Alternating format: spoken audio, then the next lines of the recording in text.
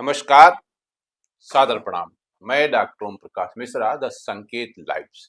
जाहिर सी बात है कि जब सरकार कोई निर्णय करती है तो उसका कोई न कोई हेतु होता है।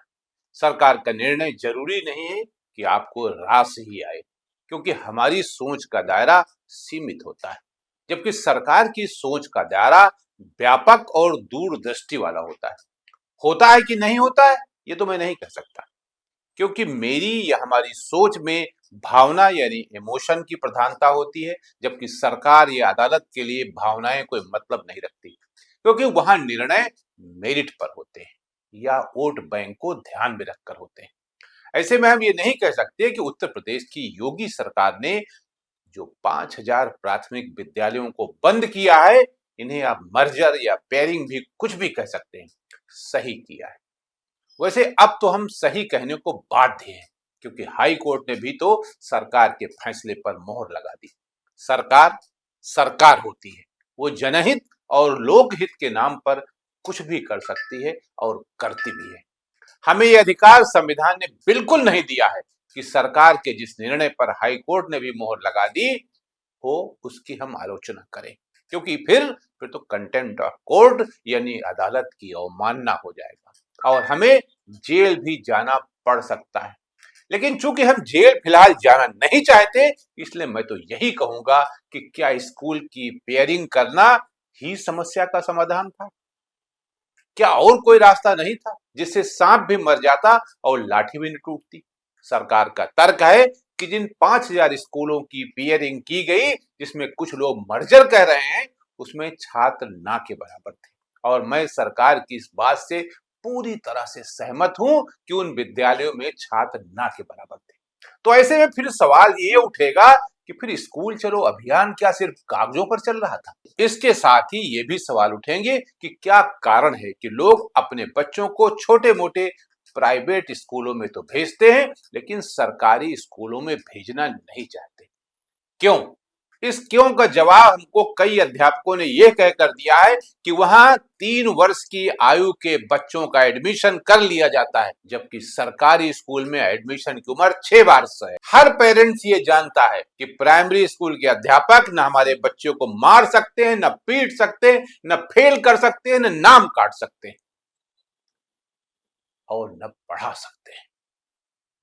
यही कारण है कि वो पेट काट कर 5,000 रुपया महीना फीस तो दे आते हैं, लेकिन सरकारी स्कूलों में जाना नहीं चाहते। इस क्यों का जवाब सभी सरकारी स्कूलों के अध्यापकों को तलाशना होगा। एबीएसए और बीएसए को भी तलाशना होगा, वरना आज 5,000 बंद हुए हैं, कल 15,000 की पेयरिंग हो रही होगी, फिर एक दिन ग्राम सभा स्तर पर स्कूल रह जाएंगे और फिर एक दिन बेसिक शिक्षा परिषद के अस्तित्व पर ही प्रश्न चिन्ह लग जाएगा। तब क्या होगा? ऐसे में मेरा तो सरकार से यही कहना है कि जिस दृढ़ता से उसने 5,000 बच्चों को मर्ज किया है या पेयरिंग की है, उसी तरह उसे अध्यापकों की भी पेयरिंग करनी चाहिए। उन अधिकारियों की भी रिपेयरिंग करनी चाहिए जो लाखों लाख रुपए प्रतिमाह वेतन लेते हैं, लेकिन इस बात की बिल्कुल परवाह नहीं करते कि विद्यालय चल रहे हैं या नहीं चल रहे हैं, बच्चे आ रहे हैं या नहीं आ रहे हैं, और अगर नहीं आ रहे तो क्यों नहीं आ रहे हैं। अध्यापक बच्चों को लाने के लिए क्या प्रयास कर रहे हैं? आपने देखा होगा कि प्राइवेट स्कूल जो होते हैं, वो अप्रैल से अपनी अपनी बसों को लेकर गांव गांव भेजने लगते हैं और उसका प्रचार प्रसार करने लगते हैं अपने स्कूलों का। तो क्या ये 50-55 हजार रुपया शुरुआत में पाने वाले अध्यापक कुछ नहीं कर सकते? क्या उनके बुलाने में बच्चे नहीं आ सकते? क्यों उनके उन स्कूलों में पढ़ाई का वातावरण नहीं होता है? आप सब कुछ करेंगे, लेकिन पढ़ाई नहीं करेंगे। अध्यापक क्या क्या नहीं करता है, बीएलओ की भी ड्यूटी करता है, इलेक्शन में ड्यूटी लगाई दी जाती है, ये काम वो काम सारे काम उसके जुम्मे होते हैं। सिर्फ पढ़ाई न करो, रजिस्टर बनाओ, बस हर चीज को अपडेट करो, अपलोड करो, फोटो खींचकर भेजते रहो स्कूल की, यही करते रहो। मुझे इस समय डॉक्टर भीमराव अंबेडकर जो संविधान निर्माता है, उनकी वो बात याद आ रही है कि वे तुम्हें फ्री में सब कुछ देंगे, लेकिन शिक्षा नहीं देंगे, क्योंकि शिक्षा शिक्षा सवाल पैदा करने की या सवाल पूछने की ताकत देती है, इसीलिए वो शिक्षा से मुंह मोड़ रहे हैं। तो क्यों नहीं कर रहे हैं ये लोग? क्या अधिकारियों की जिम्मेदारी नहीं है कि स्कूल में बच्चे हों, बच्चों की पढ़ाई हो, पढ़ाई का माहौल हो? शायद किसी भी अध्यापक को कुछ अपवादों को छोड़कर इसकी बिल्कुल चिंता नहीं, क्योंकि उनको समय पर वेतन मिलता है, लेकिन बच्चों को समय पर शिक्षा नहीं मिलती।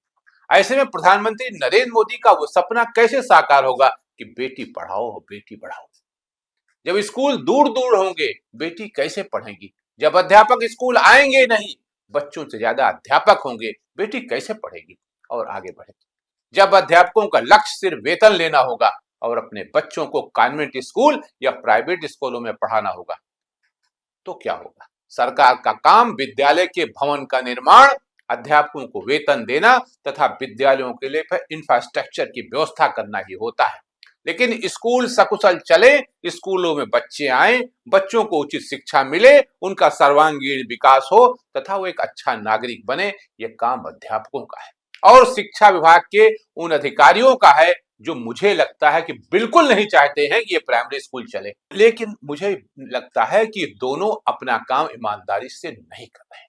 मुझे तमाम अध्यापकों ने स्पष्ट शब्दों में बताया कि शायद सरकार और शिक्षा विभाग के अधिकारी चाहते हैं कि विद्यालय में पढ़ाई का माहौल भले ही न बन पाए, लेकिन कागज और रजिस्टर जरूर अपडेट होते रहें, और यही काम आजकल विद्यालयों में चल रहा है।